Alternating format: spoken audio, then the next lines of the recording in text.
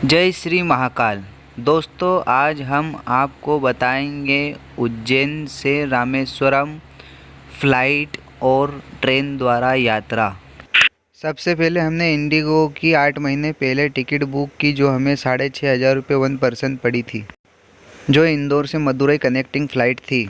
और हमारे 1.5 साल के बच्चे के 1700 रुपये लगे थे, जो एक तरफ से जाने का टोटल खर्च 15,000 रुपये पड़ा था।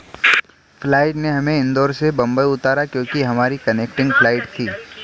और फ्लाइट में बैठते समय कुछ इस प्रकार का गाइड किया जाता है, अगर कोई दुर्घटना हो जाती है तो इस प्रकार की फ़्लाइट होती है। इस फ्लाइट ने हमें 40 मिनट में इंदौर से बम्बई उतार दिया था। वहाँ से हमें बस द्वारा दूसरे एयरपोर्ट पे ले गए थे, जहाँ पर हमें मदुरई जाने वाली फ़्लाइट मिली। उस फ्लाइट ने हमें 1.25 घंटे में मदुरई उतार दिया।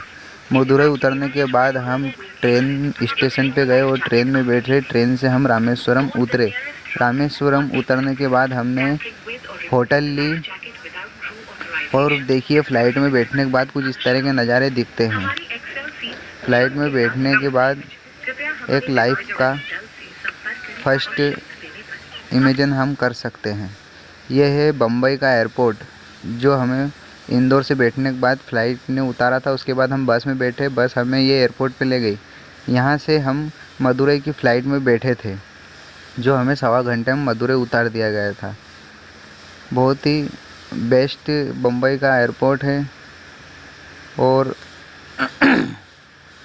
इधर से हम फ़्लाइट से गए थे, उधर से हम ट्रेन से आए, क्योंकि रामेश्वरम मंदिर दूर था और लाइफ में एक बार हमें फ़्लाइट में बैठना था, इसलिए हमने इस टूर में फ़्लाइट इन्वॉल्व की।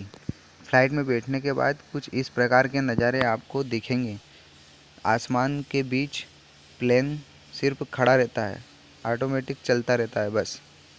देखिए, फिर रामेश्वरम उतरने के बाद हमने होटल ली, जो पूरब दिशा में गुजराती होटल है, जिसका रेट बहुत सस्ता है। एक रूम का रेट 4 लोगों का 800 रुपये है मात्र।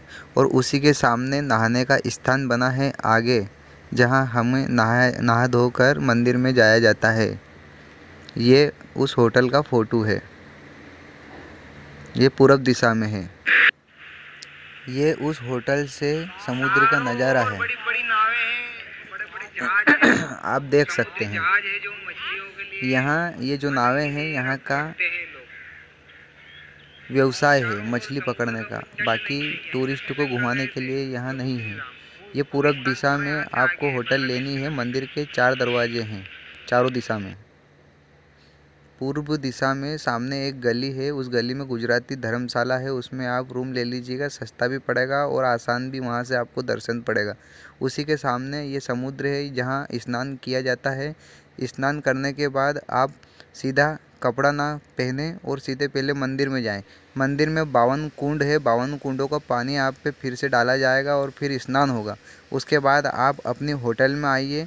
अपनी होटल में आने के बाद नए कपड़े पहनिए और उसके बाद दर्शन करने जाइए। आप होटल में सुबह पुराने कपड़ों में ही नहाने के लिए आ जाइएगा। ये गेट पूरब दिशा में है। पूरब दिशा में आपको समुद्र में नहाना है और नहाकर फिर मंदिर में जाना है। मंदिर में फिर 52 कुंडों का जल रहेगा, वो चढ़ेगा। उसके बाद होटल में आना है, फिर नए कपड़े पहनना और फिर दर्शन के लिए जाना है। इस बात का आप विशेष ध्यान रखिएगा। और 52 कुंडों का पानी अगर आपको चाहिए तो एक बाटल अपने साथ लेकर जाना, भूलना नहीं।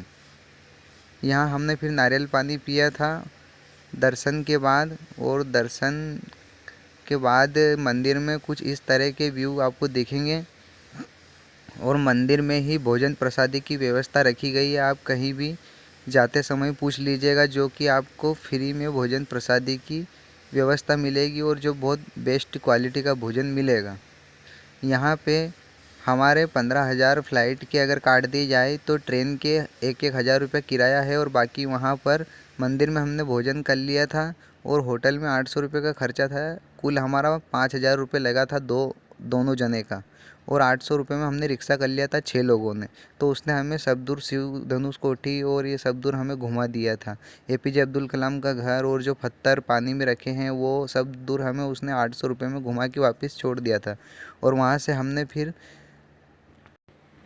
स्टेशन आए और स्टेशन से हम मदुरई उतरे। मदुरई उतरने के बाद हमने मीनाक्षी देवी के दर्शन किए और मीनाक्षी देवी के दर्शन करने के बाद हम सीधे अपनी ट्रेन में बैठकर उज्जैन आ गए। देखिए धनुषकोटी से समुद्र का नज़ारा कितना ब्यूटीफुल है। जब भी आप जाएं तो याद रखिएगा कि हम तो सावन के मौसम में गए थे। सावन में हम रामेश्वरम गए थे। वहाँ की जलवायु ठीक थी, बाकी वहाँ गर्मी बहुत ज़्यादा रहती है, इसलिए आप ठंडे मौसम में जाइएगा।